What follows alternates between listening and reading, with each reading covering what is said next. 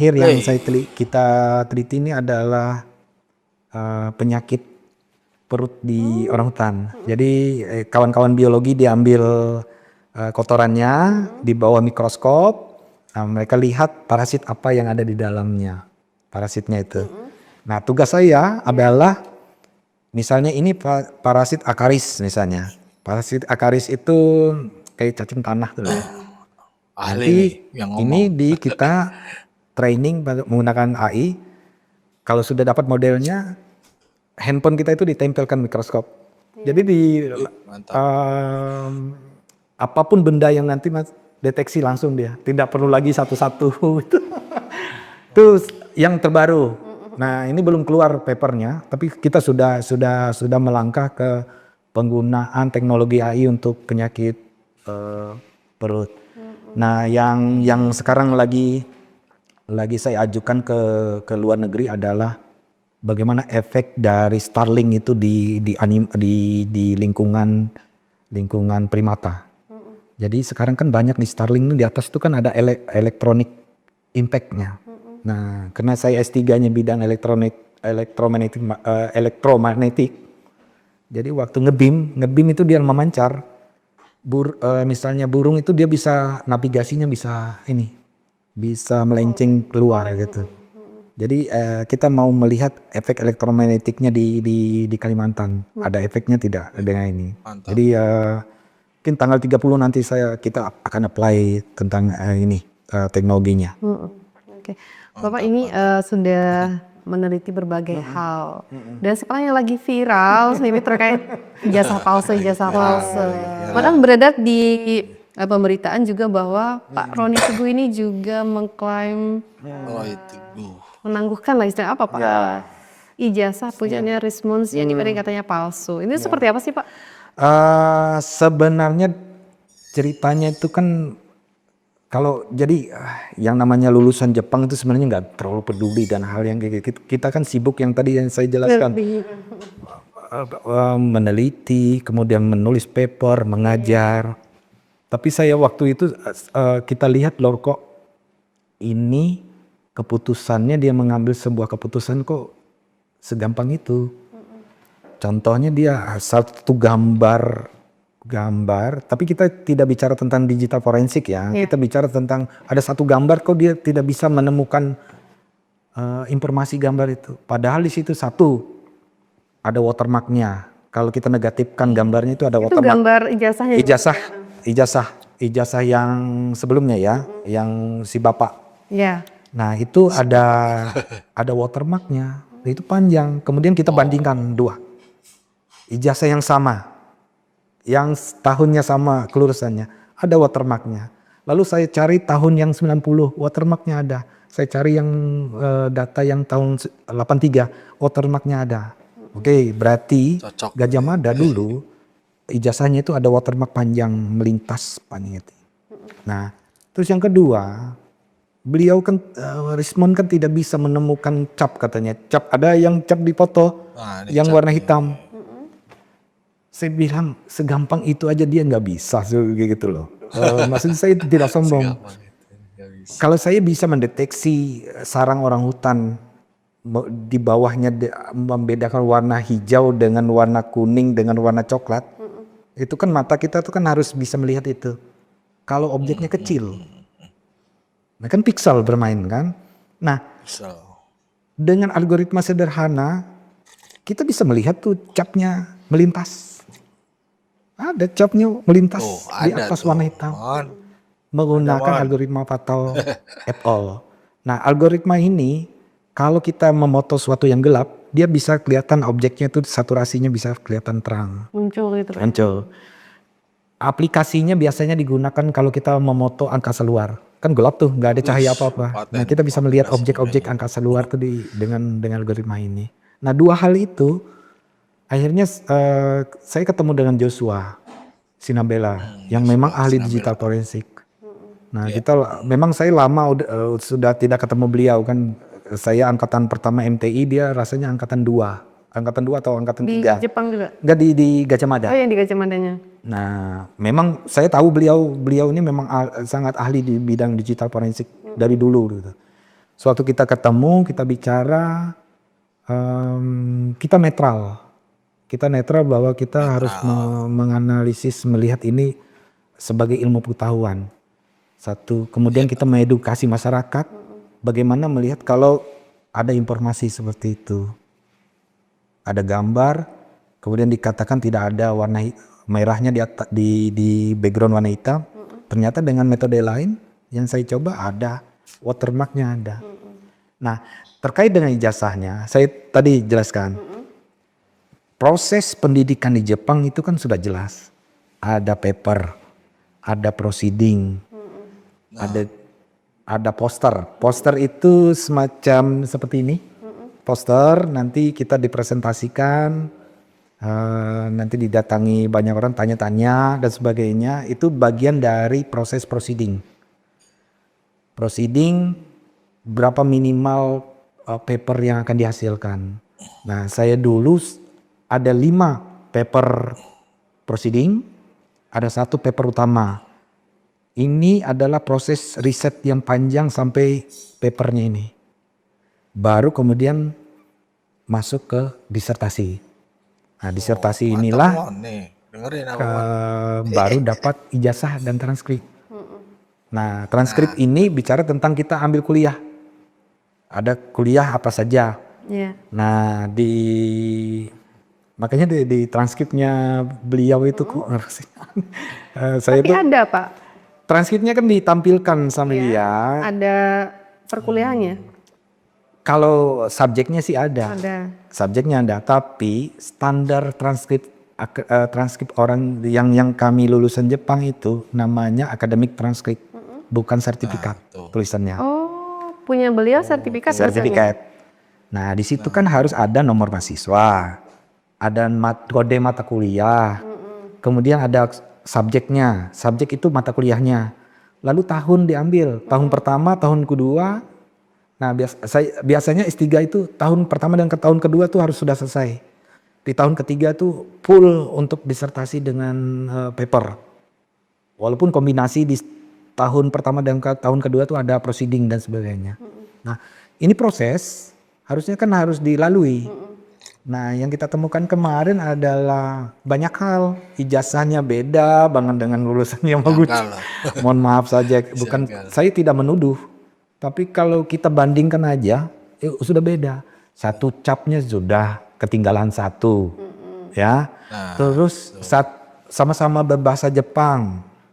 Satu di bawahnya itu dia pakai tanda tangannya pakai huruf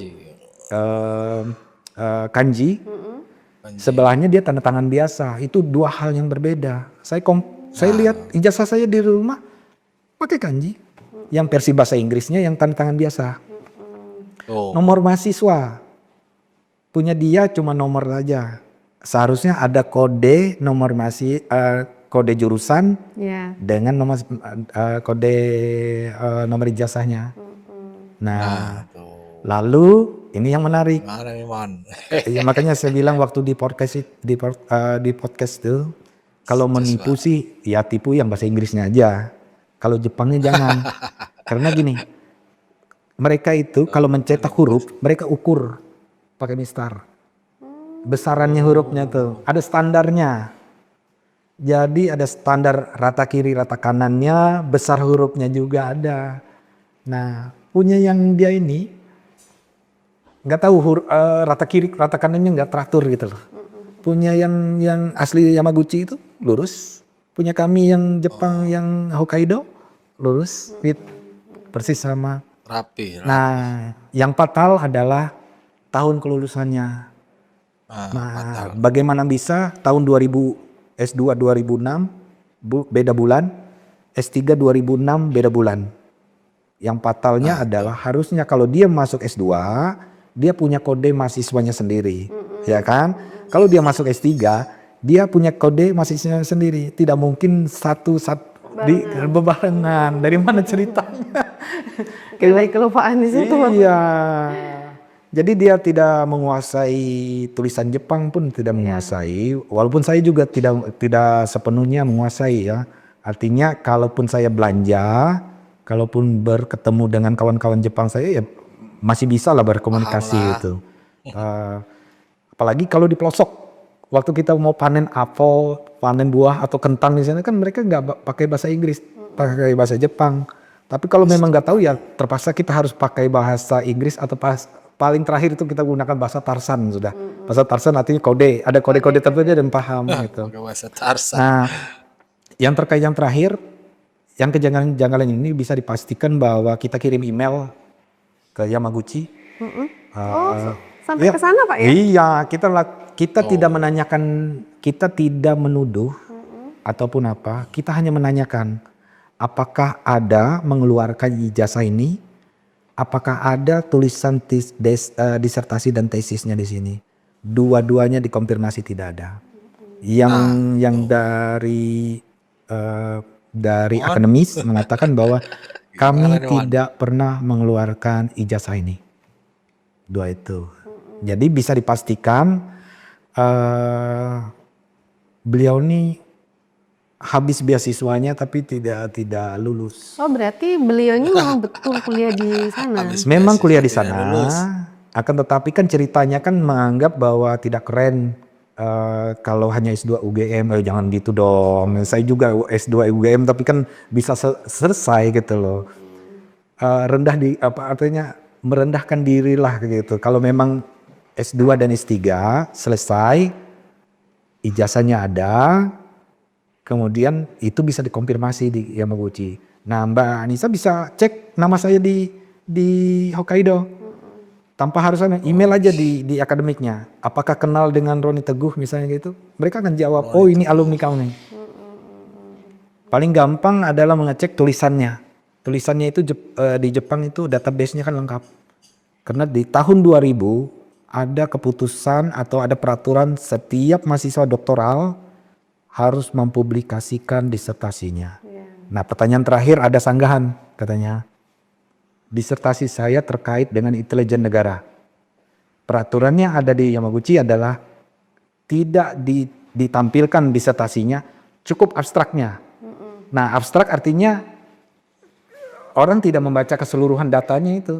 Tetapi secara umum aja. Ya, yang dilindungi itu kan misalnya informasi paten, informasi kesehatan, informasi intelijen negara. Tapi saya agak heran kok bisa dia mengakses intelijen negara sementara dia orang asing. That is impossible. Tidak mungkin orang asing itu bisa mengakses data intelijen negara sekuat atau setangguh Jepang gitu. Tidak mungkin. Jadi yang kalau dua hal ini, satu ijazah dengan disertasi dua-duanya sudah dikonfirmasi oleh Yamaguchi. Kita pastikan dia yang beredar itu kertas HPS, transparan lagi, tidak ada map. Berarti ini tidak perlu ke forensik di kita, tapi udah kasat mata bisa kelihatan. Betul, kita tidak perlu analisis digital dan sebagainya. Cukup dibandingkan saja sudah tahu bedanya. Iya. Dan saya yakin anak SD pun pasti tahu tuh perbedaan-perbedaannya itu. Nah, itulah. Mon.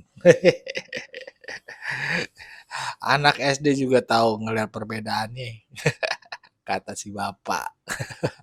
Dan juga bisa jadi ya tadi si bapak bilang itu Rismon tuh beasiswanya habis sehingga kagak lulus. Gimana nih coba? Aduh, ya. Tadi tuh jelas tuh dari si bapak tuh ngejelasin bosan. Tugas seorang ilmuwan tuh begini tuh tadi bapak tuh bilang ya kan pertama kali ngejelasin bagaimana apa yang sedang beliau kerjakan ya sebagai peneliti. Wah, paten ya kan? Bukan ijazah. Ijazah udah jadi peneliti katanya kan? Udah jadi detektif juga. Mon. Itulah Mon ya. Menurut kita juga ya orang awam ya. Misalkan kalau ngeliat Rismon mengaku sebagai peneliti, terus Roy Suryo, Dr. Tipa, seharusnya kan ada hal yang lebih besar yang bisa dilakukan selain hanya meneliti ijazah aja. Ijazah mau main mana kecil nyocokinnya juga gampang. Tanya aja di sekolahnya, dia lulus apa kagak. Gitu, ini hebat sih Bapak, jelas. Bahkan beliau tuh, menjelaskan secara detail ya, siapa sih lulusan, ke Universitas Jepang itu bagaimana prosesnya, jadi sertifikatnya kayak gimana, dan gak sembarangan, ada buktinya. Nah, tadi Bapak itu bahkan menjelaskan ya, bukan bilang Rismon ijazahnya palsu, tapi hanya bertanya. Bertanya nih ke universitasnya ini, "Bener nggak deh ada namanya?" Dicek-cek lama nunggu, tentunya kagak ada. Ya begitu, itu fakta, ya kan fakta. Kalau udah fakta begitu mau diapain? Mau Rismon juga bikin ijazah asli atau palsu ya terserah Rismon lah. Tapi faktanya membuktikan bahwasanya dari universitas bersangkutan itu bilang kagak ada yang namanya Rismon, kagak ada. Itu gimana? Aduh, ya bagaimana menurut pandangan sobat-sobat? Berikan pendapat di kolom komentar. Wassalamualaikum warahmatullahi wabarakatuh.